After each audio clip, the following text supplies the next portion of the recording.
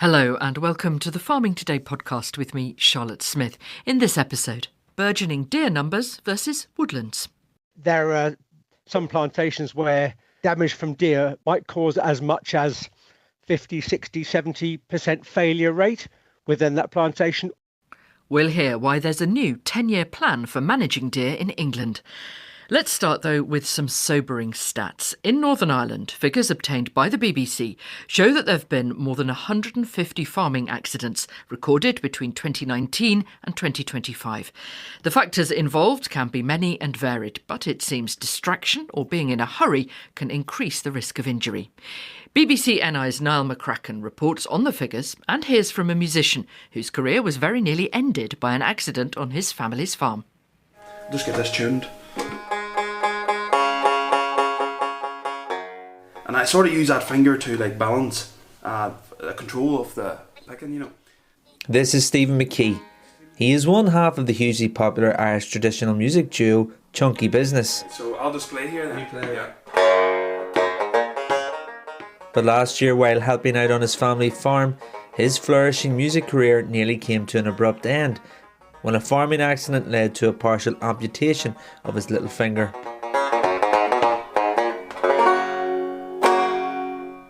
Basically put an implement on the front of the tractor, and it was rushing because I had to be somewhere else, and I wasn't thinking what I was doing, and I accidentally chopped my wee finger off. Well, almost off. Roughly about 90 to 95% of my finger. It's just the first thing that came into my head was music. Music's a massive part of my life, and luckily they were able to at least put my finger back together and get it function, well, almost properly, but I was able to slightly change the way I was playing and just try and make things comfortable again.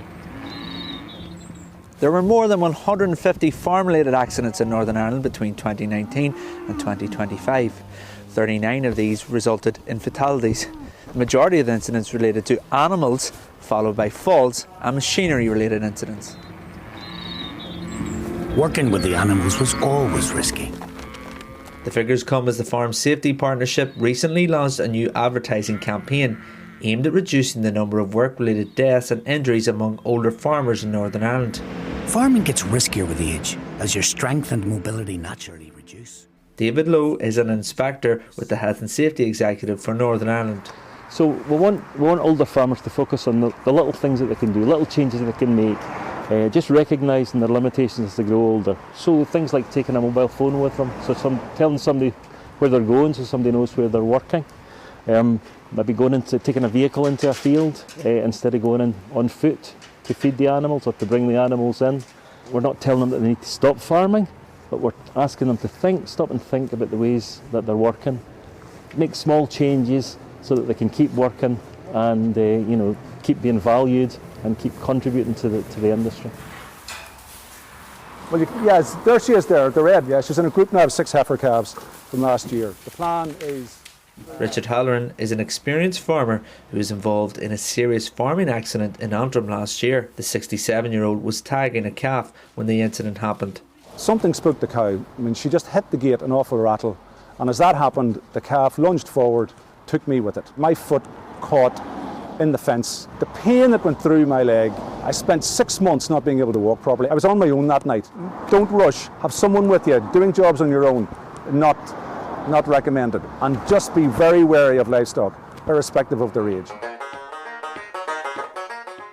Meanwhile, Stephen McKee says while he is concentrating on his music career, he will continue to help out on the family farm, but says he has learned it is important to be careful on the farm, no matter what age you are. Definitely wear gloves around machinery because that could actually make a huge difference. If you really slow down and think about what you're doing, you'll still get the job done. I know there's people out there a lot worse than me. I'm one of the lucky ones.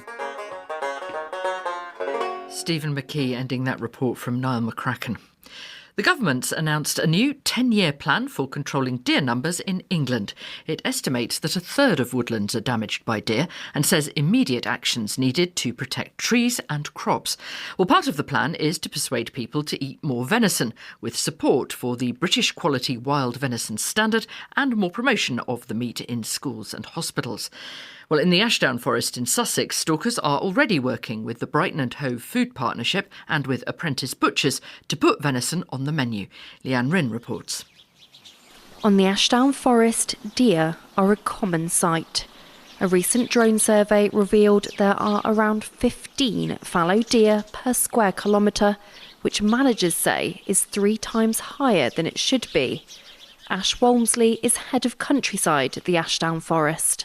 You can see a clear browsing line where there is no plant growth, only bracken, because they don't eat bracken, up to the first sort of about head height where the first branches are coming out, and there's nothing growing in between. Culling is used to try and control the population of deer on the forest, and much of the meat is then sent to food banks and local butchers.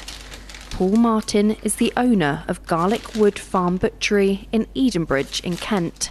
There is absolutely a misconception that venison is a food or a meat that is not for me, not for us. It's something you might buy in a restaurant. There's if for want of a better word, an idea that it's a posh food. And that is probably the biggest barrier to people buying it, is the persuading people that it's a meat that you can try, can easily access, it's not difficult to cook, and also by buying a venison product that's coming from animals that are being managed for conservation, you are actually helping to benefit that process. So we'll get to all of that once the skin's off. Meanwhile, at Plumpton College in East Sussex, the next generation of butchers are now being taught how to prepare local wild venison. The college received funding from Natural England to take part in a research project to raise awareness of the benefits of eating wild venison as an alternative to farmed red meats. For a week, venison prepared by butcher apprentices was served up in the college canteen. There was venison curry, there was a venison toad in the hole, and lots of other kind of plays on more traditional foodstuffs. And so each day over that week, students were given the opportunity to try venison, but in a different context. Jeremy Kurzweil is principal at Plumpton College. It was really well received, so much so that 97% of the students who engaged with it and tasted it and tried out those different meals said they would definitely eat wild venison again. Lily Lawrenson is a student at Plumpton College who took part in the venison survey. I think most of us liked it because it's very different to what you would normally see on the menus. It's normally beef and lamb, and I like that the venison was like the mix between both. It was like the tenderness of the lamb and like the darker meat like the beef. Georgina Cockett runs the Sussex Grazed Meat Box project as part of the Brighton and Hove Food Partnership that aims to encourage people to try and then buy local wild venison. It's high protein, it's lean, it's low fat, it's exactly what young people want to be eating. So I think if we can market it correctly and tell the story, then I think it would be important to, see it rolled out across more catering outlets and across more butchers and across student canteens as well. But some say killing wild deer is cruel and ineffective. Jennifer White is from the organisation PETA, which stands for People for the Ethical Treatment of Animals. We know that while the numbers temporarily decline after a cull, they then do rebound because there is an accelerated breeding period amongst the survivors, usually due to an increased food supply. Critics of culling say the animals could be sterilised instead, their food sources targeted, or fencing used to protect the countryside. Leanne Rynn with that report from the Ashdown Forest. Well, the government says farmers and landowners in England will now be able to get more financial support for and advice on controlling deer numbers, and that the licensing system for culling will be streamlined, potentially allowing year-round shooting of males. Its aim is to protect woodlands by reducing the number of deer. David Jam, deer advisor at the Forestry Commission, told me why he thinks greater coordination of deer control is needed.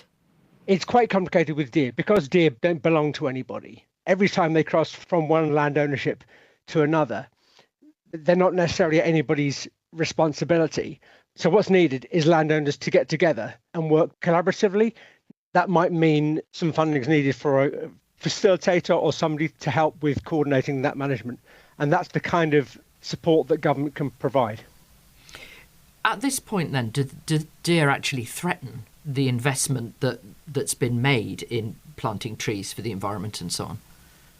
Most certainly. So it isn't just the fact that deer will eat newly planted trees. They might browse them, they might eat the foliage, but they suppress the growth, they delay that period of establishment. So there are some plantations where damage from deer might cause as much as 50, 60, 70% failure rate within that plantation, or it may delay the period to which the canopy closes or that woodland starts to either deliver environmental benefits like carbon sequestration or deliver benefits like providing habitats for other species, by up to 5, 10, 15 years. And obviously, if you're trying to grow timber or if you're trying to deliver other objectives, whether it's for amenity, whether it's for public benefit or anything else, in some extreme cases, plantations can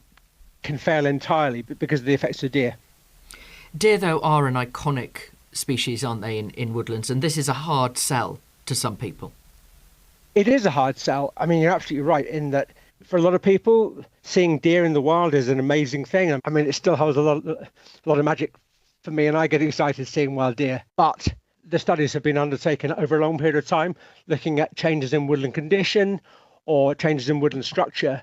And yes, some of it is linked to other issues like tree disease or other species such as tree pests or squirrels. There's a very strong link between increase in deer abundance and their browsing impacts and decline of woodlands or change of woodland conditions. And that has an effect on species like some of our most threatened invertebrates, so butterflies and moths, woodland birds, and also species like dormice. David Jam from the Forestry Commission. That's it from us. I'm Charlotte Smith. The producer is Sarah Swadling, and Farming Today is a BBC Audio Bristol production.